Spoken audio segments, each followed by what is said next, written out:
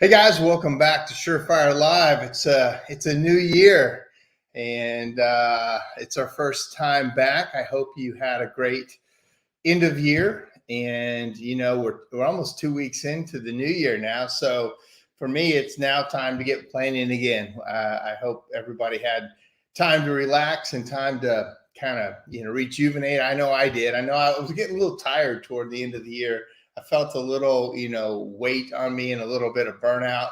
And now after a couple of weeks, I'm ready to get back at it. And so welcome. We've got a little nice group growing here tonight. And tonight, a special friend of mine, Chuck Hall, is going to join us and talk about several things, business, and also the importance of local and national guilds. And then upcoming event that he helped get put on, and I'm going to be part of it. So very excited about that. So guys, as you know, this is a two-way conversation, and I want to hear from you. I see Tommy Nelms coming in, says hello from God's country. Some call it Tennessee. Hello, Tommy. Tommy's part of this upcoming symposium I'm going to be talking about. Tommy is an amazing speaker and an amazing individual, just himself. And so for some reason, again, I get some of my comments on my phone, and some of my comments are on my live feed, and I can post them. So I'll have to read some of them, and I'll have to post others. So with that being said, let me bring on Mr. Chuck Hall. Hey, Chuck. Hey, man. Great to be here. Yeah. How are you tonight? Great. Just like you said, towards the end of the season, we were getting down to the wire whether we were going to make our goal or not make our goal. So I was on pins and needles, and I'm really glad that I had about a week off, and now we're back at it because I don't know about you, but my phone's still ringing off the hook. Yeah. Well, let's talk about business for a minute. Okay, you said something that's very important to me. You said we had a goal. We set a goal, and we are shooting for it. And how important is that in your business? And if people don't know, most people know you, but just give a little update, who you are, where you work out of, how long you've been in business, and then goals, for your company. Chuck Hall, Winston's Chimney Service, Washington, D.C. metro area, and going to be 33 years in business this year. But as I tell people, I did it not correctly for the first 24. I made a huge amount of mistakes. I'm still making mistakes every single day. And that's the great thing about business is you can make mistakes and still stay in business as long as they're not huge ones. So our goal this year was 8 million. We're a bigger company. We have 57 employees, and it's a lot to deal with, but it's easier. And I've heard you say it before. It's easier than when I was running 5 trucks, because when I was running 5 trucks, it was me at the top. And then I had an office manager, and I was doing everything, and I was wearing all the hats. Now it's more about managing my team and managing the people that I have coming in and helping my team, because my team can't do it all ourselves. So we've got a fractional CFO. We've got some people, Joanna Quintero, that's going to be on the symposium. She does systems and processes for us. And she's the one that writes up all, a lot of these things. Anyway, it's a lot to deal with all these people, because you hear lots of voices you know. And Yeah, when they're looking, there's a lot of advice out there, and yeah, I did a podcast on it this week about how you gotta be a little bit you gotta watch who you listen to sometimes. So there's some guys out there that talk a lot, but it depends on what you want. My recommendation is follow the ones who have the business like you want.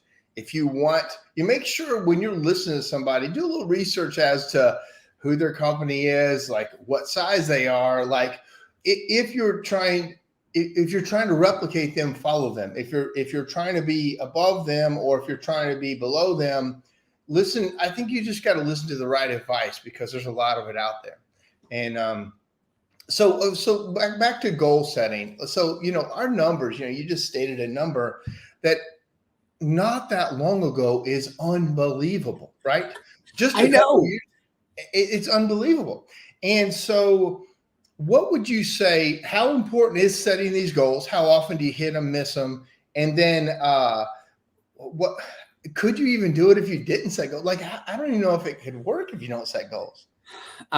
Even when we were smaller, we always had goals. That was something that was taught to me by, my mentor, who helped get me started in business, Marty Fuller, and he was all about the numbers. He's a numbers guy, and he said you got to run your business by the numbers. Which I didn't take any of that advice for 24 years, but I did take advice about setting goals. And then you hear lots of people talk about it. The goals are the roadmap. If you don't know where where you're shooting for, where you're trying to end up, you're never going to get there. So they're extremely important. Do you share those goals with your team? Like, does everybody know the goal? So that's a great question. And a lot of people, they don't want to talk about that too much. We talk about the top line goal, and then we talk about the gross profit goal. We don't talk about the net goal, which we missed that by 2%. Sure. This year. It's a bummer. It's just the way it went. COVID happened. Dog ate my homework and everything else. I missed my net goal. Somebody said, and it might have been my fractional CFO, it was because of the CEO's spending. And that might have happened. I almost always hit our gross goal and miss our net goal because of me. Yeah. That's just the way it is. Yeah. But the gross profit goal is something that we share because we're trying to get our teams to buy in to, we're trying to be efficient. We're trying to do all the right things, but we have to watch, our costs, and we have incentives in place when the team meets the goals. Yeah.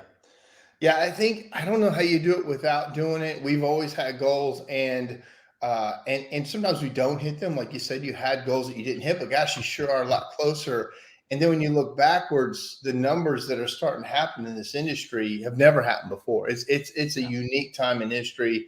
The last 5 to 8 years, especially maybe 10, has just been unprecedented, and it's exciting. And there's a lot of younger guys, haven't been to me, younger guys been in business 10 years or less, that are just taking all this information and running and most importantly acting on what they're hearing. And so, how important to you was industry education? Like we're going to talk about your MACA symposium and national of groups of people. How important has that information been in your success with your business? Well, there wasn't as much of it, and I wasn't involved in it for the first 24 years. That was a big problem. And I didn't really get involved in it until much later. So once I got involved in it and I met you and Hope Stevenson and a bunch of other people, Jerry Eisenhower, he helped out, at the beginning. I kind of outgrew him, but he taught me some great things. Yeah. He was big on the numbers. Very important. It's got really important for me. And now I can't live without it. I need new information all the time. The way that I'm doing it is changing all the time. It certainly changed for all of us with COVID. Everything changed. So I had to up my game. I'm reading books. I've been reading books, since I met you on business. Before that, I didn't read any books on business. But It's just so important. it's 100%. You need new information in all the time so that your mind works, instead of the old way that I did it, which is keep your head down and just swing like this, and you don't get very far. I think probably most of the people that are listening to this are, engaged in, opening their minds, getting more information. If you didn't, you wouldn't turn this on and you keep watching TV or doing whatever you would do. But people that are watching, I'm going to assume that you're in the same mindset as Chuck and I, is that we don't know it all at all. But we're not afraid to make mistakes and go through it and just go through the fire. And, but through that, through these groups, and through like our mixed group, you and I are getting ready to go on an event with a group. We've been involved in these groups all the time, and the importance of that, that camaraderie, but also sometimes criticism and sometimes being hard on each other is absolutely what we need as business owners, because nobody else is really that critical of us, right? We're the kings. Yeah, I call myself the king at the office. They love it. Yeah. They love it. I'm sure they don't. Yeah. Not really, but it's extremely important to it's the peer group, and your parents said it. Hang out with losers, you're going to be a loser. Hang out with winners, you're going to be a winner. And I'll say this to everybody in this that's listening, watching, whatever it is, whatever group it is, whether it's the Rotary Club, it's a BNI group, it's on the board, one of the boards that we have, or a board somewhere else for some charity, that you're involved with. These people that are on the boards and that are in some of these groups are winners. Find the one that's the winner, get next to that person, and it will rub off. Yeah. And if that's not your thing, I don't know what else to tell you. That's the way that I did it, and it works. It's the fastest way to succeed, is just copy somebody else. And there's nothing wrong with it. Like, everything that I've done, pretty much, I saw it from somebody else, and I've kind of moved it into my thing, tweaked it a little bit. And if you want to go fast, just attach yourself to somebody that's in front of you and listen to them, ask them questions, and learn from them. Don't waste their time, and get next to them, like you said. And there's something magical that happens just because all of a sudden you start talking like them, or when you have a mentee, they'll start talking like you, and you'll see them say what you said. And I mean, that's what we're here for. So let's talk about the importance of local and state guilds. Tell everybody kind of how you're involved with that, what you do, and the importance of that. So right now, and for a long time, I've been president of the Mid-Atlantic Chimney Association, and it used to be the Virginia Association, but Maryland didn't have an chimney association. DC, Delaware, West Virginia. We're just trying to bring everybody in, and to join our Mid-Atlantic Chimney Associates, only $50. I mean, nice. We made it so super cheap. And the idea was, if you pay your $50, then you have access to, all the email events, all the email we send out, all the events. We have reciprocating memberships with Pennsylvania and New York. I even think with the North Carolina and South Carolina guys, we talk back and forth. We try not to have events step on each other, because we want everyone to get as much education as possible. And education is the key, whether it's educating your technicians to be the best technicians, because as far as I'm concerned, when you and your guys that are technicians, the better inspectors that you are, the better salesperson you're going to be. You're going to sell what needs to be sold. You're going to know what you're talking about. You're going to deliver a better end result and end product for your client, which is going to mean better referrals, better reviews, and it's just a self-fulfilling prophecy. So education is the key. I couldn't agree more. Kyle German said, hi, Kyle. For some reason, your messages are coming up on my phone. And he said, what about New Jersey? I don't know if they have a state or local guild. I think they do. Yeah. Okay. Yeah. Mike Segerstrom. Find Mike Segerstrom, Yeah. or Billy Stacks, Bill Ryan, find those guys and they'll hook you up.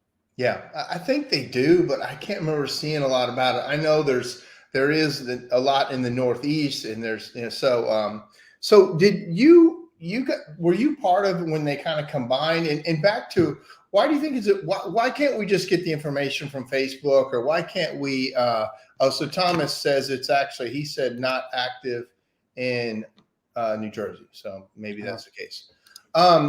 Why do we need a guild? Why do guilds seem like an older thing? Guilds seem like a thing that they're for the most part, a lot of them are not necessarily thriving in any industry. Guilds, they aren't, but in our industry they're still important, and the regional and local guilds, some of those guys really have a tight bond. Why do you think those are important? Well, to me, it's all about getting the information out there to the boots on the ground.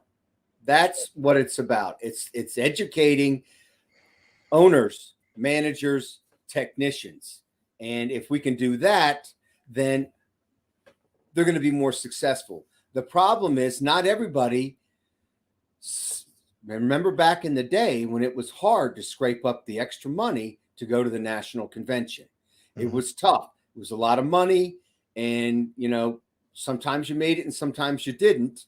And when you did, you realized, wow, this is the mother lode. I'm drinking out of a fire hose here. Exactly. And it's not just the classes, it's all of the cool people that you meet there. And our industry is different than any other industry. We have the nicest people in the world in our industry. They will sit there and tell you exactly how they did it, as you've been doing for years. A couple comments. Jason Avery says, hey, Jason, he says, fully agree about the inspector. You're talking about how important the inspector is. And then Jason says, and he's in New Jersey. I don't believe New Jersey currently is active, but we had a rip and replace seminar at our shop today. Yvette Abe says, guild unite like-minded people in the trade with a venue to group, discuss, and create relationships.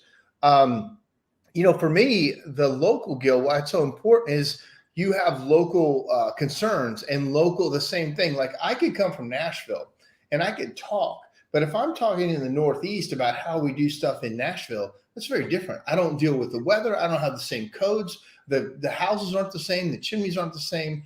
And so I think the local and regional guilds are so much more important. I mean, the national guilds are important, but the local and regional, you get a lot more like-minded people. Now, you want to have people from the outside to come in and help, but in general, you guys are talking the same language. Makes perfect sense. Yeah. I didn't think about any of that. I'm not as smart as you are. Jason said with Bill and Mike, I guess they did that rip and replace. Yvette says small or large, they are a benefit to tradesmen and women. And Jason says more are coming. I guess sounds like coming up there.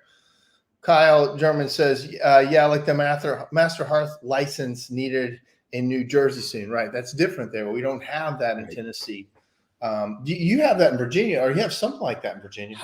So we have apprenticeship programs. It's if Jim Bostaff was on here, he'd talk more about it. I'm not currently enrolled with any of my guys in the apprentice thing, even though I was involved with it, 10 or 15 years ago when we were trying to get it off the ground. You have to pull a permit in Virginia, not necessarily, and in Maryland, actually, if you're going to touch the thimble. And if you're going to put a wood stove in, you need to have a master mechanical license. And to put a gas fireplace in, you have to have a master mechanical license. In order to change out parts and pieces on gas fireplaces, you're supposed to have, a plumbing license or a master mechanical. It's nuts. So we are dealing with different things in different regions for sure. I just got a message from Chad Murray that he's trying to comment, but it's not showing up. It's not showing up on my phone. That last one did, but I think I've got some kind of problem with my messaging. So I really appreciate the message. For some reason, I know I'm not getting them all, so don't feel slighted. So I'm blocking Chad from here. So Yvette says, Yvette, I'm so glad you're on here, by the way. If you don't know Yvette, she is a sweetheart, and she's been in the industry for quite a while and is a true giver. And we miss her with COVID and everything. You don't get to see our friends from Canada, but she said it gives us a venue to discuss our own regional issues. And if we attend the nationals, we can compare countrywide similarities and similarities and differences. If it can make us stronger as a whole. Yeah. And then Murray said Chuck, and then he gave you a laughy face and an exclamation point. So, so what does it mean to be the president of your guild? What does that do? No, nothing. Right. Exactly. I don't do anything. Jim does everything. He's our executive director. He does everything. All I do is help organize our board when we are talking about events. So we meet 4 times a year and we talk about what kind of events do we want to do. We want to bring events to our area. We want to bring the CSIA in. We want to bring, Copperfield in. National Chimney Supply is our prime sponsor. They help out and help reduce the cost for us. They've been fantastic. So, as a guild, when you're bringing, people in, unless you've got a prime sponsor like that and some of our other great sponsors, things are really expensive. So we're trying to keep, the price down, and then people don't have to travel as far. Then maybe they can drive. We try to put them down in Richmond and up in DC and then in different places so you can drive. And if you want to take if it's a hands-on, you can take a bunch of guys and it's not going to be expensive, or you're just going to take 3 people and it's not going to be as expensive. Right. Yeah. And I think too, if you have a company and you've got employees, I think it's important to take them to events because, a lot of times it's just the owner showing up because it's expensive to take employees but you gain so much more as a company to bring maybe not everybody, but at least a big core group of people to something that you want to see and then take back. And regional and local guilds make that a lot easier so that you guys are all rowing in the same direction. If I go to an event by myself, which I do quite a bit, and then I try to bring it back to my company, if the other people were there, they may have seen something completely different. They were in a different classroom. They had a different conversation. I'll bring back one small part of what I thought was important. But if I can bring a team back and then we convene on, hey, what did you guys find? What do we need to know? Kind of have a debrief. I think you get a lot more out of those conferences. Jason Avery said, we're going to have licensing in New Jersey just because a couple stove shops wanted to install gas line. Now every sweep installer liner guy will need to be MHP and get a license to work on basically anything. It's nuts. And it was totally mishandled. Yvette, she's been in the business 45 years. Benjamin Cross says NCSG should put together templates for educational programs for local guilds. That's a great idea. Benjamin Cross is so smart.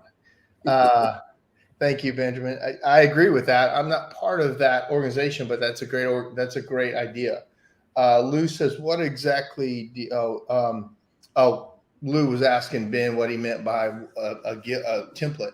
I think what Benjamin is saying is, hey, is there a template that works? Is there a way to help these local guilds put on education? And I know, that's kind of what CSI is doing with MACA right now. We have a program called a Business Symposium that I've been part of since it started, and we're trying to do the business side of the education, not the technical side. And we're trying to team up with the local guilds and make it good for both, to get the education out there, but also and have an educational template that, hey, we've got this slate of speakers in education. And I think that's good for both, both organizations. And so let's just talk about what's coming up. I've got the symposium. Let's see, I've got the flyer. So one of the things I did want to go over is that it doesn't matter how big your company is. These symposiums are just to help owners. And if you want to bring a top manager with you or a manager, it's just to help your business run smoother. You want to stay 2 trucks? Awesome. We don't have any problem with that at all, even though Mark and I have bigger companies. That's just the way we chose to do it. You do it any way you want to do it. It's just we're going to bring people there, not to tell you to show you how to grow your company bigger. It's just to make it more efficient for you so that you can have more time to do whatever you want to do. Yeah. And that's kind of where we're at. My point is we're all needed. I don't care if you're a 1 truck operation or a 50 truck operation. We are really needed in this day and time. Our knowledge, our ability, our safety concerns is needed. So I don't care if you want to run a 1 truck operation or a 100 truck.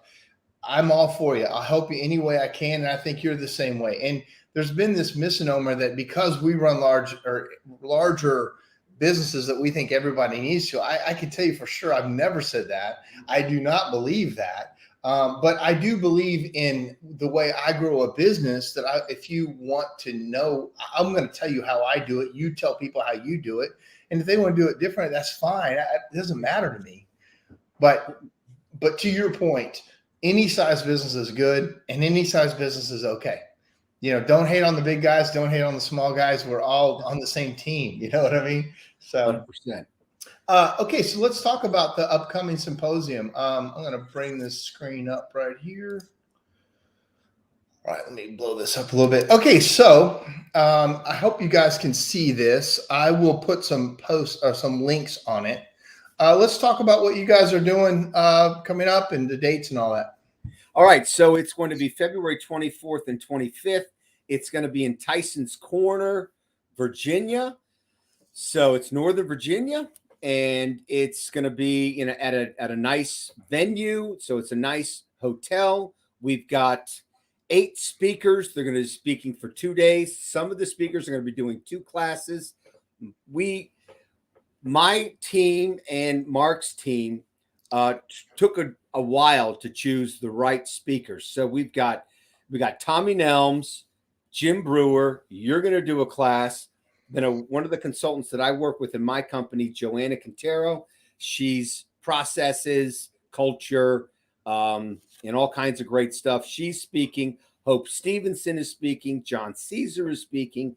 Alan Rush, everybody knows Alan. He's a badass. If you're interested in learning about sales, he's your guy for sure. And then Allison Reynolds, who I believe is a fractional CFO, and she's supposed to be super. I've never seen her speak. She is. She's great. It's a really great lineup of people. And so on this, I've got that on Thursday, we're going to be talking about career path development, creating a culture of safety, building your leadership team, which is one of my courses, making your business work harder for you by aligning your people and strategy and clients to produce great results. That's a mouthful. Business essentials at the next level, how to save your customers and lift your employees. Friday, delivering the ultimate customer experience, new hire orientation, employee retention. You guys are going to have an auction. I'll talk about that in a minute. Membership and why it matters, which I'm a big fan of that. I'm not sure whose class that is, but I love that. Tommy's. That's Tommy's. Yeah, of course it's Tommy's. And Tommy is a great speaker. When he gets passionate, he's really good. Also, you can increase enterprise value today to prepare for the future, and the panel discussion with all the speakers. So, talk about what. Hope, you forgot it. Name Hope's got a good one, and that's new hire orientation and employee retention. Yep. Yeah, that was right by the auction. I think I skipped by that. So, yeah. So, what's funny? Most people don't realize how big of a business Hope runs. She runs businesses that make all of ours look super small. Yep. She is, and she does it without. She's just awesome. So she's very humble. I haven't been around Hope Stevenson much. She's a true pleasure to know how to run business. Let me say a few more things. So. Sure. One of the other, we're going to be doing, it's $399 for 2 days. I think it's cheaper for the second person. I don't have that pricing here, but I think it's cheaper for the second person if you bring them. We're feeding you breakfast and we're feeding you lunch. Right. And they're good breakfasts and good lunches because I picked them out. I know that. for your Oh, you $399. picked it out? Yeah. Well, that was one of the things that I had to do as president. I, I, I had a lot of different things that I had to do for this particular event.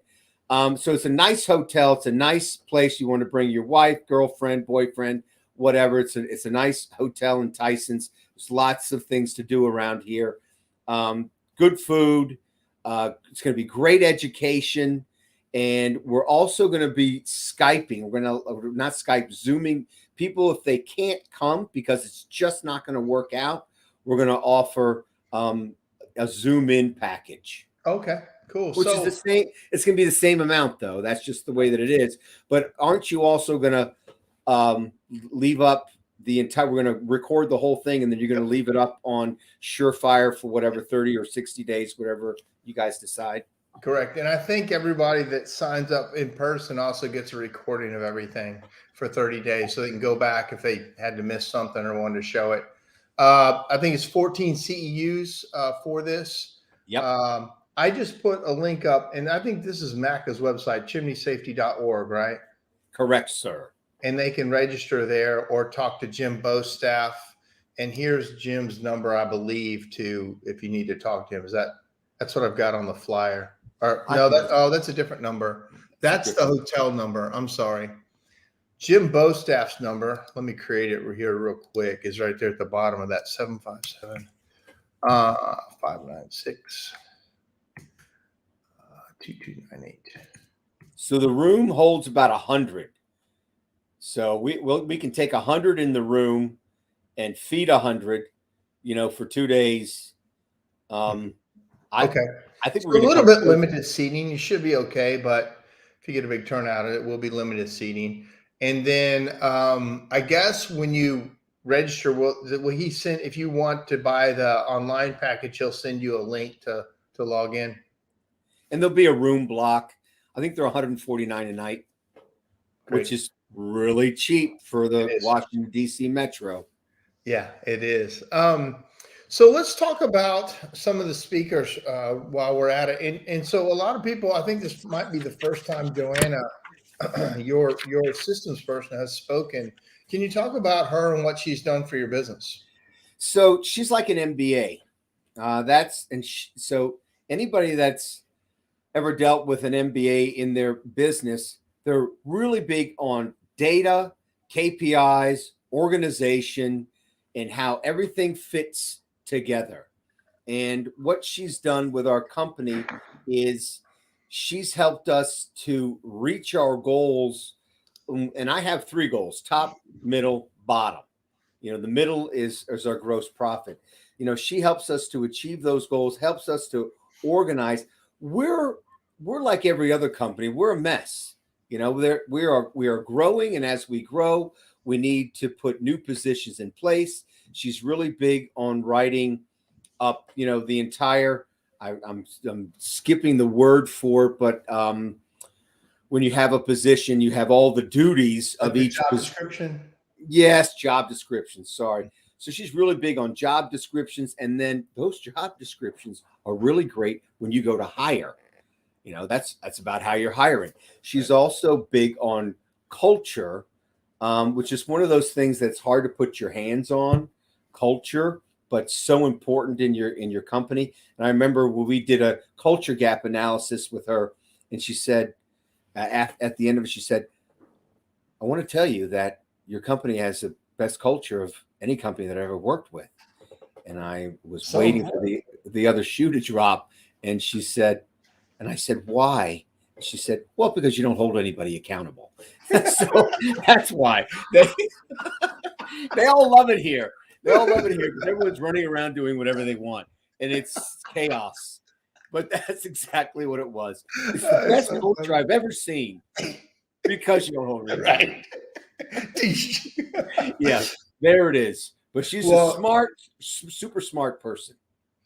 So for your company, what has she specifically done? She's just gone in and kind of tightened everything up or made processes around things you were kind of already doing or brought new processes in? First thing she did is the way that the paperwork goes through the office. Mm-hmm. Once a job is sold, what happens with it? organize that because there was too many steps. So she took steps out. And then we looked at everybody that was involved with all those steps and where there was overlap. So we tore it apart and put it back together again. And we straightened up everybody's job descriptions so we were getting the most out of it.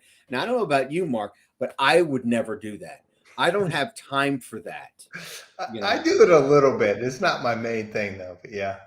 Yeah, well, you probably did because you're smarter. Again, smarter than me. No. But we didn't do anything like that. Also, we're getting down to the gnat's ass with, gross profit per man hour. We're looking at that. We're looking at, how are we going to be able to take our gross profit and how are we going to incentivize our employees? She's designing those programs and designed that. She also did a whole project for us on we call it the illustrated growth path, career path.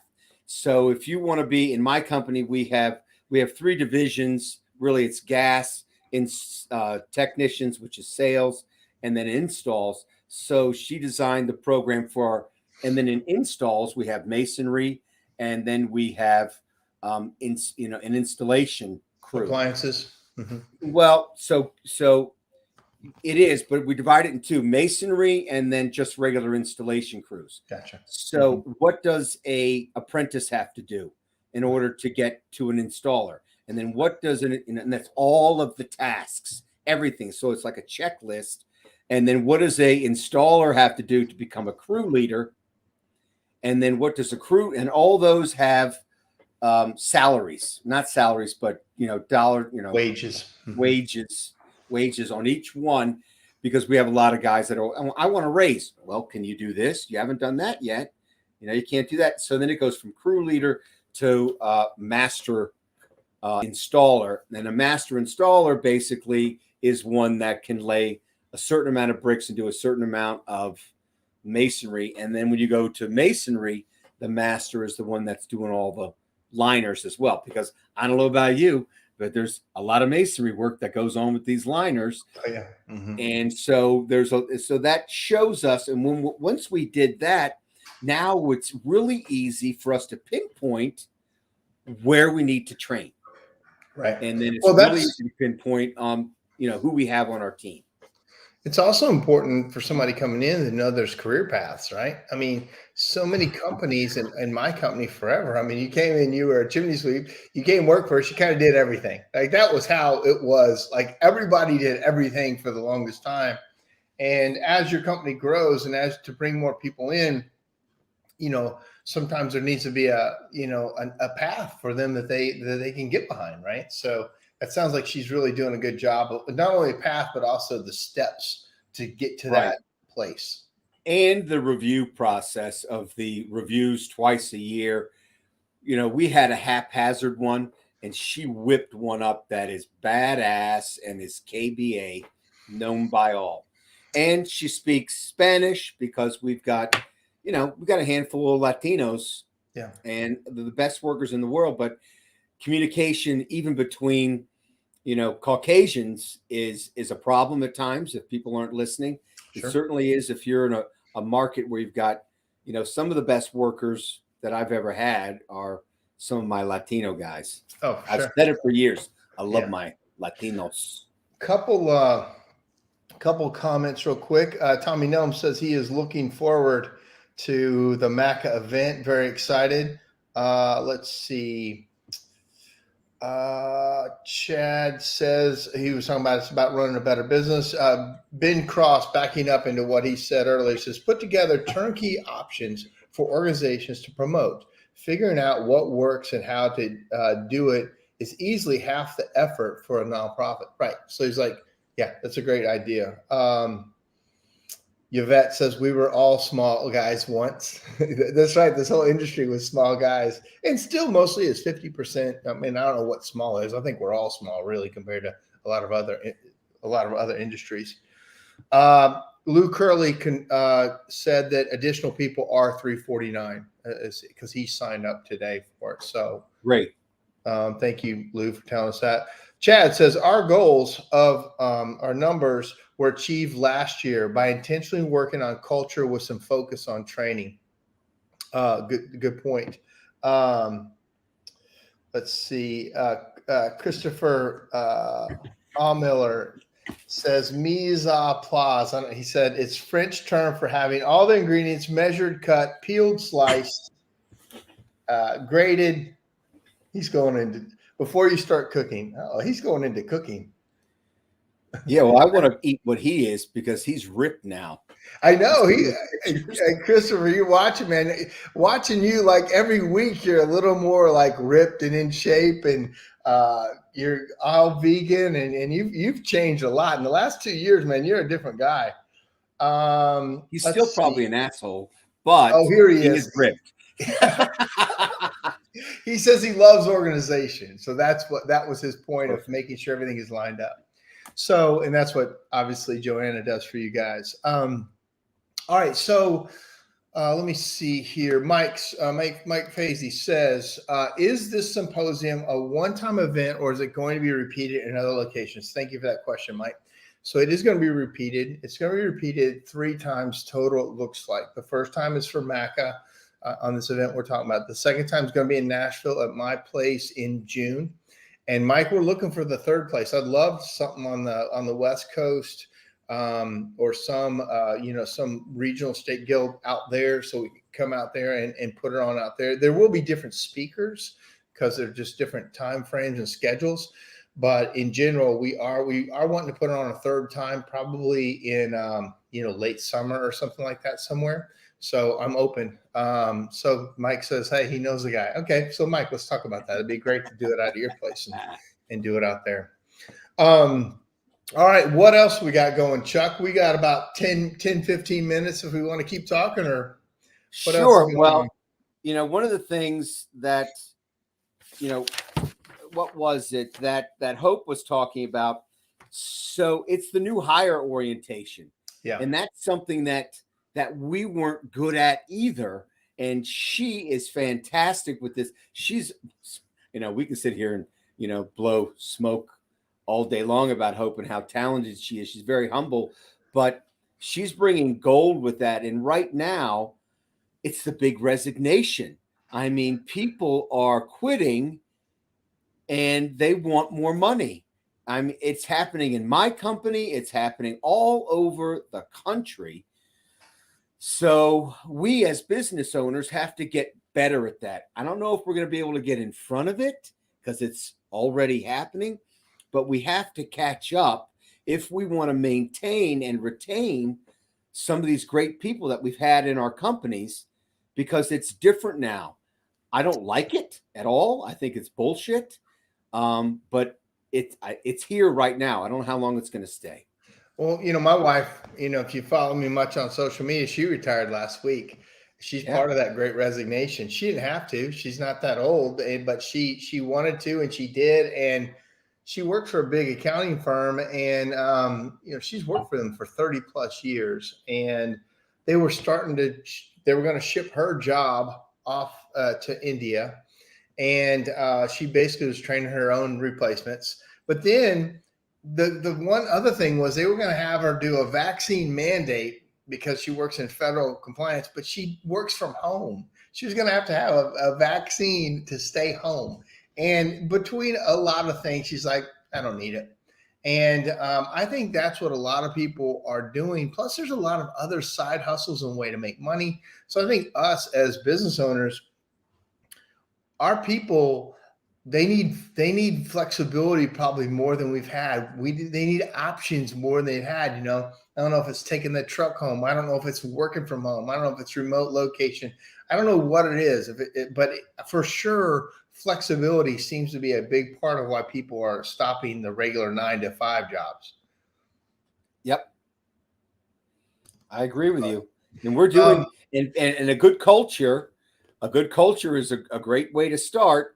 And then, like you're talking about, also flexibility, but it's the career path. It's showing them things. It's bringing new people on, and as you're bringing them on, you've got to throw in the extra sauce, the special sauce, and make sure they know it. And it's big on handoffs. Right. I don't think people are quitting jobs they love. I think they're quitting jobs that they're just doing or they could do without. Like I don't have any kind of resignation. We've had a long group of people and not had people leave in a long time. They're sticking with, they're sticking through it. They are making better money. It's made me have a better operation, pay more, have more flexibility, but also a rigid enough structure that they can feel like there's a future for them, just like you were talking about you've done in your company. I think for all the crap, it's caused us to have to be better business owners. We have to watch our numbers better. We have to be better educated. When I was just running a one-man operation, it didn't take a lot. When I even ran 3 or 4, I could kind of control it by just watching my checkbook, watching how much was in the bank, kind of feeling it out, and just winging it. Yeah, you can't wing it anymore. No, everything's more expensive. You can't get anything that you want as quickly as you want it. Everything has changed. It's more difficult. And even for the guys with the smaller companies, they're having the same troubles we are. Right.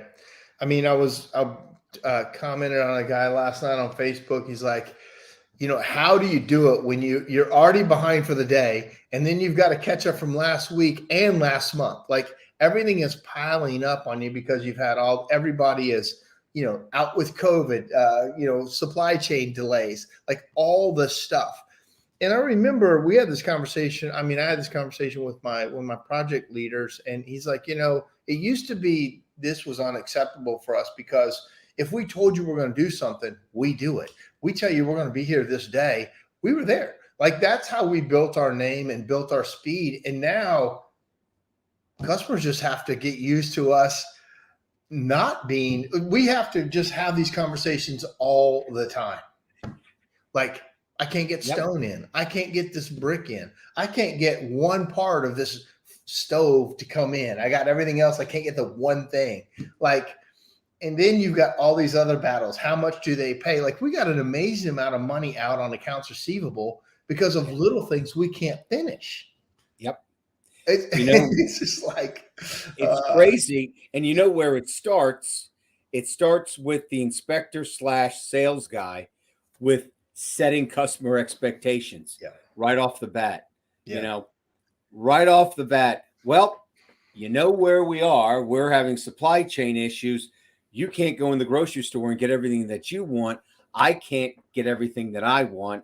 So we're going to have to work together, and you're going to have to be patient with us as we move through this process. Yeah, that's a great way to put it. We've had a lot of these conversations. The other day, this lady calls me and we gave her a bid 3 years ago. And she said, "Hey, I've been saving my money for the bid for the repair that you guys suggested 3 years ago." We're like, "Well, we've got to come back out and look at it again." And now it's like $2,700 more than it was 3 years ago. And she's all mad at me because she's like, "I've been saving for this for 3 years. You need to honor your price, that you gave me." Because I've been saying, I said, "Man, there might have been a time when I could go a year or a little more and the price probably stay the same." I said, "Man, we've had 7 or 8 price increases since this year alone, let alone 3 years ago." And at one point I used to be in the thing of like, well, I'll honor it. I'll make it up. Now I don't have any choice. I'm like, man, you either pay the price or you got to call somebody else. If I do it for that price, I'm doing it for the fun of it. And I'm not in the business for the fun of it. No, but you have financing. We do. She didn't want to do the financing? Well, you're right. But in her mind, she had all, and I don't even know if it's true. You know how people say stuff. Yeah. But and we of course offer financing, and that helps a lot of deals. That helps a lot of this bridging this gap. Saying, "Hey, I get it, but that ship has sailed, years ago." Couple more comments. Let's see. Tommy Nelm says, "Career path equals a treasure map."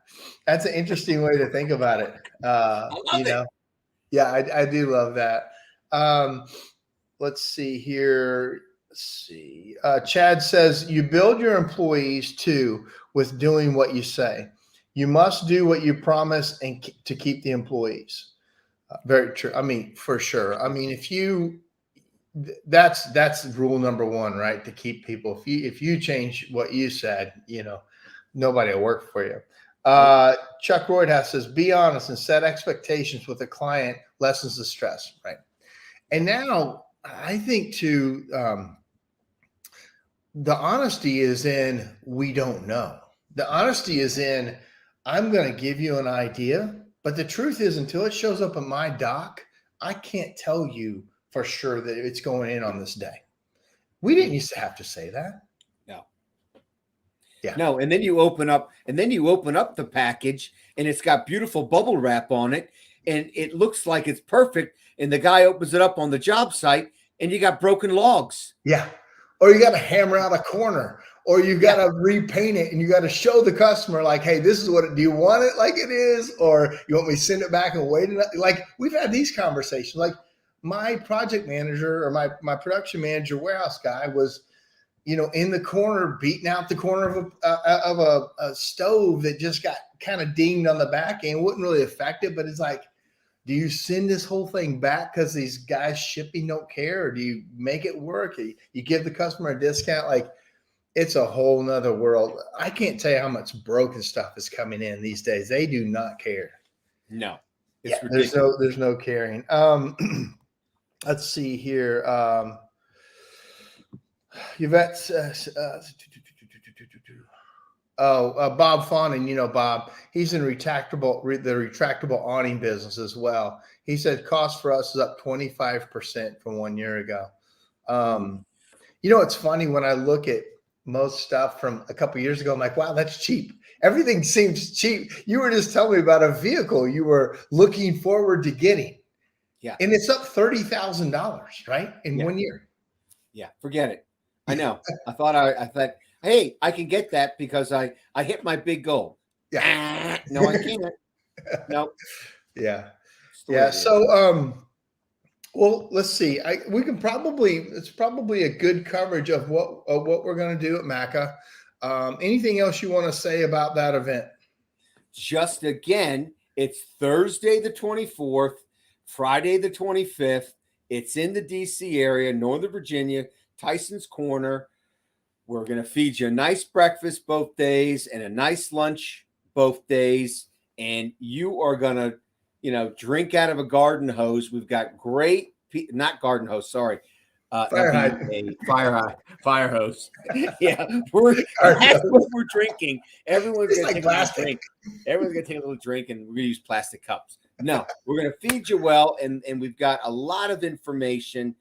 So, bring your manager, your wife, whoever, your husband, whoever is in the business with you. There's too much information for you to try to take back yourself. Mark said it earlier. What he's listening for is not going to be the same as what someone else is going to be listening for. It's worth the money. It's not cheap, but it's not overly expensive at $399. You'll get your money out of it instantly. What talk real quickly, talk about the auction you guys do and how does that work? So we do an auction every time we do one of these things. It's one of the things that helps keep stuff cheaper for us as we make money. So clients and suppliers are going to be donating things, Copperfield, National Chimney Supply, New England, they're going to be donating things. They donate things to us, and then we bring a real auctioneer in. It might be just 30 feet of 6 inch, and you're not going to have to take it home with you.